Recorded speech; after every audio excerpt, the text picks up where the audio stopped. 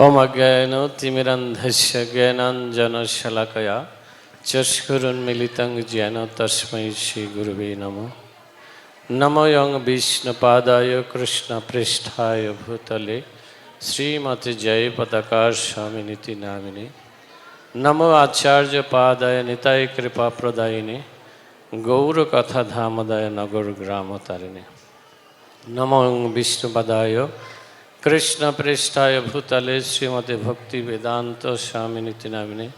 नमस्ते सरस्वती देवे गौरवाणी प्रचारिणे निर्विशेष शून्यवादी पाश्चात्यदेशतारिणे। वंशाकल्पतरुभर्ष कृपा सिन्धुभ्यश्च पतितानां पावनेभ्यो वैष्णवेभ्यो नमो नमः। जय जय श्री कृष्ण चैतन्य प्रभु नित्यानंद श्री अद्वैत गदाधर शिवासादि गौर भक्तवृंदा।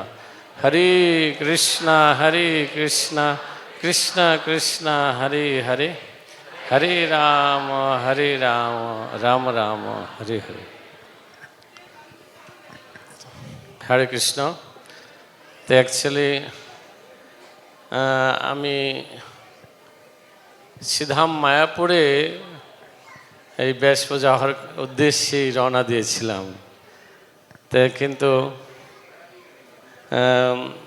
গুরু মহারাজ ইচ্ছা ইতিমধ্যে বললেন যে একবার চেন্নাইতে হয়েছিল ওনার অপারেশন আগে, ওই সময় আমি ছিলাম।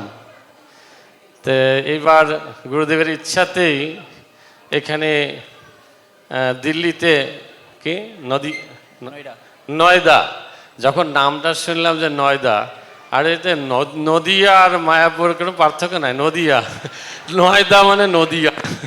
আমি বলছি গুরু মহারাজ ঠিকই ই করেছেন না, বলছে আমি মায়াপুরে আছি, নদিয়ায় আছি, নয়দা। তো নামটা শুনে আমার খুব ভালো লাগলো। যাই হোক, ते हरे कृष्णा। सो महाराज जी कह रहे हैं कि मैं गुरु महाराज के व्यास पूजा के लिए मायापुर में आया था और मैं मायापुर से यहाँ पे आया हूँ। मैं पहले चेन्नई में भी था 1 साल, जहाँ पे उस समय गुरु महाराज चेन्नई में थे और उनका ऑपरेशन हो रहा था। तो इस बार मुझे पता चला कि नोएडा में गुरु महाराज का व्यास पूजा मनाया जा रहा है और गुरु महाराज अभी दिल्ली में हैं। तो मैं जब नोएडा नाम सुना तो मुझे कोई डिफरेंस नहीं दिखा कि नोएडा और नदिया में कोई डिफरेंस नहीं दिखा। तो मुझे लग रहा था कि मैं मायापुर में भी हूँ और यहाँ पे भी हूँ। हरे कृष्ण। ते गुरु महाराजेर प्रणाम मंत्री आछे निताई कृपा प्रदायिने गौर कथा धामदाय नगर ग्राम तारिणे। निताई कृपा नित्यानंद प्रभु सबचेয়ে कृपालु दयालु। आमी এই জন্য আমাদের পরমারাধ্য গুরু মহারাজের জয়প্রকাশ স্বামীও হচ্ছেন পরম দয়ালু নিতাইয়ের মধ্যে, যার ফলে আমার মতো অধবদ্ধ জীব এই সেই কৃপা লাভ করে ধন্য হয়েছে। হরে কৃষ্ণ। गुरु महाराज का जो प्रणाम मंत्र हैं उसमें है निताई कृपा प्रदायिने गौड़ कथा धामदाय नगर ग्राम तारिणे। तो निताई कृपा प्रदायिने, नित्यानंद प्रभु बहुत ही दयालु हैं, जिन्होंने बहुत ही कृपा प्रदान किए हैं। तो हमारे गुरु महाराज भी बहुत ही दयालु हैं। तो उनके इस दया को प्राप्त करके मुझ जैसे महाराज जी कह रहे हैं कि अधम जीव भी भगवान के धाम को प्राप्त करें। तो गुरु महाराज যেহেতু মহাপ্রভুর একজন চৈতন্য মহাপ্রভুর একজন পার্ষদ ছিল, প্রভুপাদ বলেছেন গৌরধন জন মানে আরে জন গর্ডন মানে গৌরধন জন। তো সেই হিসাবে আমাদের গুরুবর্গ ছিল লোকনাথ স্বামী মহারাজ বলেছেন যে জয়পতাকা স্বামী গুরু মহারাজ হচ্ছে চিন্ময় জগতের। যখন উনি মায়াপুর ধামে যান সমস্ত দেবদেবীরাও সেই এই মায়াপুর ধামে উপস্থিত হন। সমস্ত গাছপালা পরিবেশ সুন্দর, প্রকৃতি সুন্দর হয়ে ওঠে। আর যখন জয়পতাকা মহারাজ মায়াপুর থেকে চলে যান অন্যত প্রচার কার্যে, তারাও चले जान, মনে হয় যে মায়াপুর শূন্য। हरे कृष्ण। तो शिलो प्रभुपाद जी ने गुरु महाराज के बारे में कहा है कि गौड़ धन जन, गुरु महाराज का नाम था जॉन गॉर्डन। तो प्रभुपाद जी ने कहा था कि गौड़ धन जन जयपताका महाराज है। और जब गुरु महाराज शिलो लोकनाथ स्वामी महाराज जी ने कहा है कि जब महाराज चैतन्य महाप्रभु के नित्य पार्षद है और जब महाराज मायापुर में आते हैं तो मायापुर में जितने डेमीगॉड्स हैं, जितने देवता हैं, सब साथ में रहते हैं गुरु महाराज के। और मायापुर का जो मायापुर में जितने पेड़ पौधे हैं सब जो है बहुत ही सुंदर खिले रहते हैं, और जब गुरु महाराज चले जाते हैं ऐसे लगता है कि सारे डेमिगॉड्स मायापुर छोड़ के चले गए हैं। ছিল ভক্তিচারু স্বামী প্রয়াত গুরু মহারাজ বলেছেন যে ছিল জয়প্রতাপ স্বামী গুরু মহারাজ প্রভুপাদের কাছ থেকে যে সমস্ত এই ভক্তির শিক্ষা গ্রহণ করেছেন সেগুলি প্রত্যেক ভক্তের জন্য খুবই জরুরি এবং দরকার সেটি। श्रील भक्ति चारू साईं महाराज ने कहा है कि श्रील जयप्रताप स्वामी गुरु महाराज जो श्रील प्रभुपाद जी से जो भी उन्होंने निर्देश प्राप्त किए हैं, शिक्षा प्राप्त की हैं, वो सारे भक्तों के लिए बहुत ज़रूरी है समझना। যেটি হচ্ছে এই কলির বিরুদ্ধে যুদ্ধ করার জন্য খুবই উপযুক্ত এবং জয়প্রতাপ স্বামী গুরু মহারাজ যতদিন আমাদের সাথে থাকবে তাহলে আমরা এই কলির সাথে যুদ্ধ করে আমরা এগিয়ে যেতে পারবো। तो और एक इस कलियुग के साथ लड़ाई करने के लिए बहुत ही उपयुक्त हैं, और जब तक गुरु महाराज श्री जयप्रताप स्वामी महाराज हमारे साथ रहेंगे हम इस कलियुग के साथ लड़ते हुए आगे बढ़ते रहेंगे। তো এখন আমি বাংলাদেশ সম্পর্কে যেহেতু আমার ব্যক্তিগত জীবনে যে সমস্ত ঘটনা কিছু উপলব্ধি হয়েছে সেটি আপনাদের কাছে শেয়ার করব। तो अभी मैं बांग्लादेश के बारे में, क्योंकि मैं मेरा पर्सनल लाइफ में जो भी मैं रियलाइज़ किया हूँ मैं आप सबके साथ शेयर करूँगा।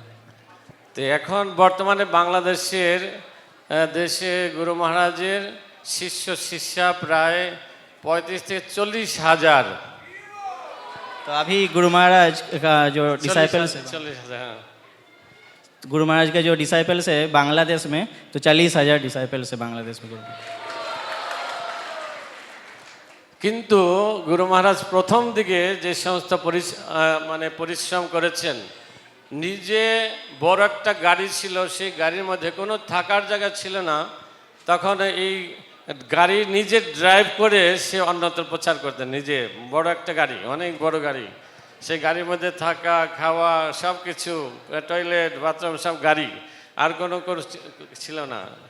तो गुरु महाराज शुरुआत के समय में बहुत मेहनत किए हैं उन्होंने, और उस समय कुछ नहीं था गुरु महाराज के पास, एक बड़ा गाड़ी होता था और उसी में गुरु महाराज खुद ड्राइविंग करते थे, और उस गाड़ी में ही गुरु महाराज रहते थे, गुरु महाराज खाते थे, वहीं पे सब कुछ होता था। কিন্তু এখন ইসকন বাংলাদেশে ইসকনে 120টা মন্দির। लेकिन अभी बांग्लादेश में 120 मंदिर हैं। তো গুরু মহারাজের এই পরিশ্রমের ফল। যাই হোক, এখন আমার ব্যক্তিগত জীবনে যখন গুরু মহারাজ, আমি তখন ঢাকা মন্দিরের পূজারী ছিলাম এবং কিছু রান্নাও করতে পারতাম। তো আমি গুরু মহারাজ তখন এই মোবাইল ফোন ছিল না, টেলিফোন ছিল একটা আমাদের মন্দিরে, ঢাকা মন্দিরে ওয়ারিতে টেলিফোন ছিল। টেলিফোনে যে গুরু মহারাজ এয়ারপোর্টে আসছেন, যেহেতু তখন হটপট ছিল না, কী করে খাবার গরম রাখা যাবে, ভোগ হয়েছে ইসকন মন্দিরে একটা টাইমলি 12টার মধ্যে ভোগ, এই তো 5 মিনিট 2 মিনিট 1 মিনিট এদিক সেদিক হতে পারে। কিন্তু গুরু মহারাজ আসছেন, তখন আস্তে আস্তে আমরা শুনলাম 2টার দিকে খবর পেলাম যে গুরু মহারাজ এয়ারপোর্টে আছে। আমি আর কয়েকজনকে নিয়ে গরম গরম প্রায় 8-10টা আইটেম রান্না করলাম গরম, কিন্তু ভোগ লাগছে তো 12টায়, ওগুলি ঠান্ডা হয়ে গেছে। তো ওগুলি গুরু মহারাজ সেই প্রসাদ একটু মিক্সড করে দিয়েছি। গুরু মহারাজ এসে স্নান করলেন, তারপরে স্নানের পরে আমরা অনেক সময় যে গায়ত্রী করি, শুধু 3 বার করি তা না, স্নানের সাথে আহ্নিক করতে হয়, অর্থাৎ গায়ত্রী করতে হয়। যতবার স্নান করবে, তিলক করবে, ততবার গায়ত্রী করতে শিক্ষা দিলেন। তো এইভাবে করে পরে গরম গরম দেখছেন আর শেষ এগুলি কি ভোগ হয়েছে। তাই গুরু মহারাজ ভোগ তো ভগবানের ভোগ হয়েছে 12টায়। তো এখন এগুলি তুই জানো না, কিচেনে রান্নাঘরে জগন্নাথ রাখতে হয়, জগন্নাথকে জগন্নাথ 1 সেকেন্ডে গ্রহণ করে, সেগুলি জগন্নাথকে দিয়ে আনবে। কখনো এইভাবে তাহলে যদি মিক্সড করলে প্রসাদ হতো, তাহলে তোমরা একদিনে ভোগ লাগিয়ে আর ভগবানকে ভোগ কষ্ট করে রান্নাও করতে হবে না, রান্না করবে কিন্তু ভোগ দিবে না, ভোগ নেওয়া। কিন্তু এই শিক্ষা দিলেন।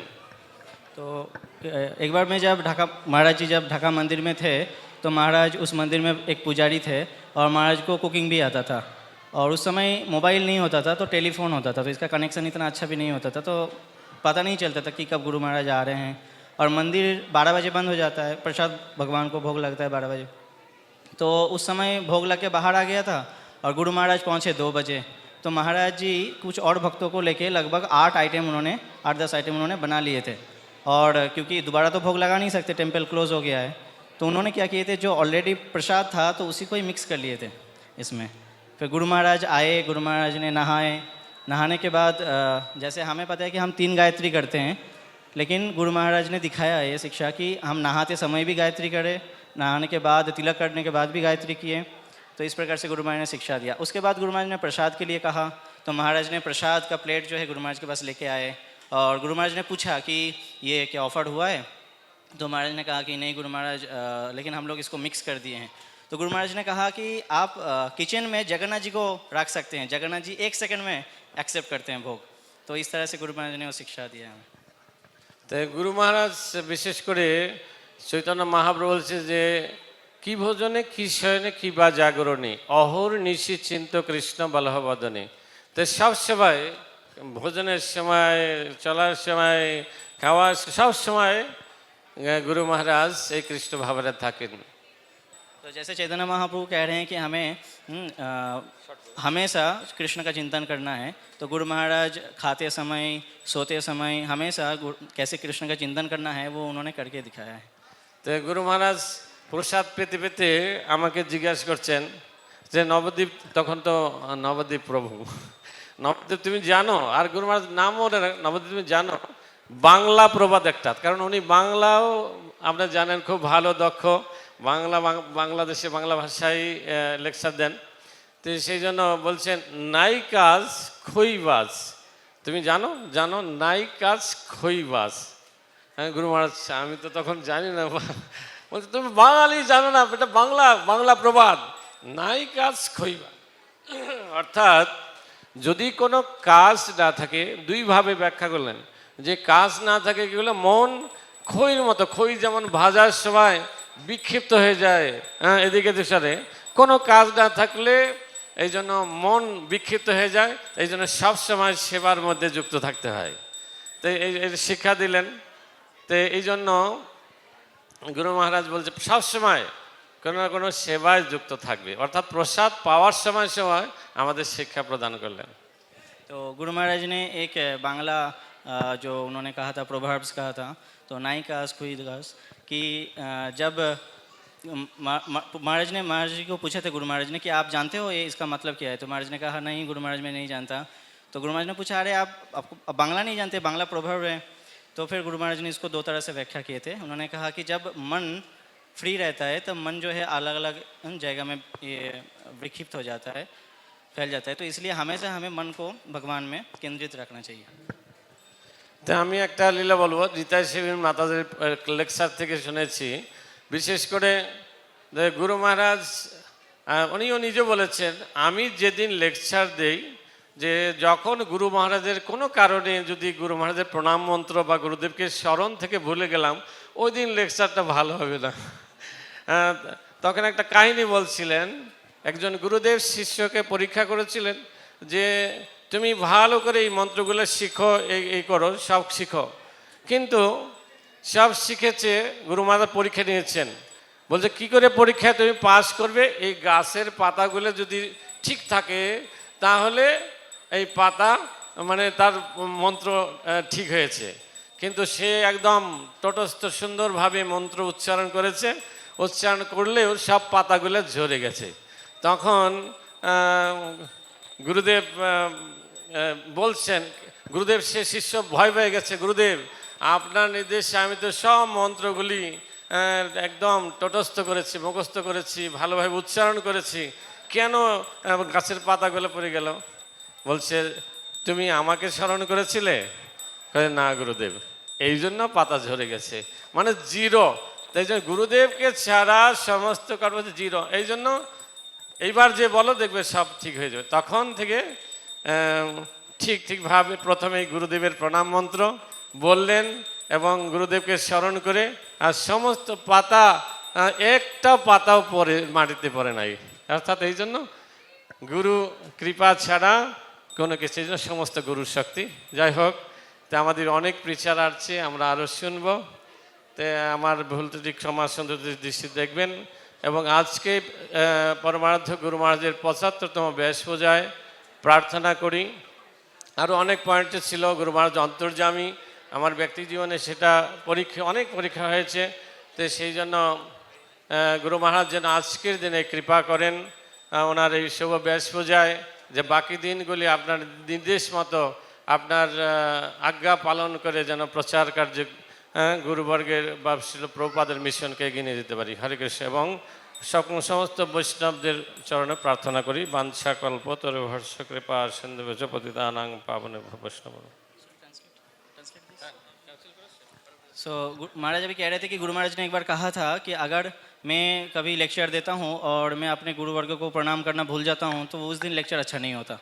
तो एक घटना उन्होंने कहा था कि एक बार एक शिष्य जो है गुरु के आज्ञा से सारे संस्कृत के श्लोकों को याद कर लिए थे, और गुरु ने उनका टेस्ट लेने के लिए एक बार कहा था कि आप इस पेड़ के सामने आके सारे संस्कृत के श्लोकों को उच्चारण कीजिए, अगर आप सही हैं तो ये सारे पत्ते जो है पेड़ में ही बना रहेगा, नीचे नहीं गिरेगा। तो वो बहुत कॉन्फिडेंस था उनके अंदर, तो उन्होंने सारे संस्कृत के श्लोक अच्छे से रिसाइट किया, लेकिन उसके बाद सारे पत्ते जो है नीचे गिर गए, झड़ गए। तो फिर उन्होंने मुंह लटका के आए अपने गुरु के पास और उन्होंने कहा कि गुरु महाराज मैं तो इतने संस्कृत जानता हूँ और सब कुछ मैंने अच्छे से रिसाइट किया, उसके बाद भी क्यों ऐसा हुआ। तो उनके गुरु महाराज ने कहा कि क्या आप मुझे याद किए थे। उन्होंने कहा नहीं गुरु महाराज, मैं आपको याद करना भूल गया था। तो उसके बाद उन्होंने कहा कि आप अगले वर्ष से मुझे याद करके संस्कृत रिसाइट कर सकते हो, तो उसमें आपको सफलता मिलेंगे। तो उन्होंने दोबारा गया उस पेड़ के सामने, कीर्तन जितने भी उनके संस्कृत के श्लोक था वो सारे रिसाइट किए, और वो पत्ते जो है जैसा था वैसे ही बना रहा। तो इस तरह से गुरु महाराज ने हमें सिखाया है कि गुरु महाराज की कृपा के बिना चाहे हम कितना भी विद्वान हो जाए वो सब अल्टीमेटली जीरो है। हरे कृष्ण। जय।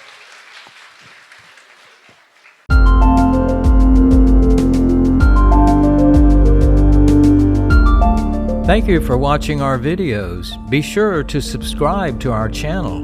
We publish new videos every day, and don't forget to like and share our channel.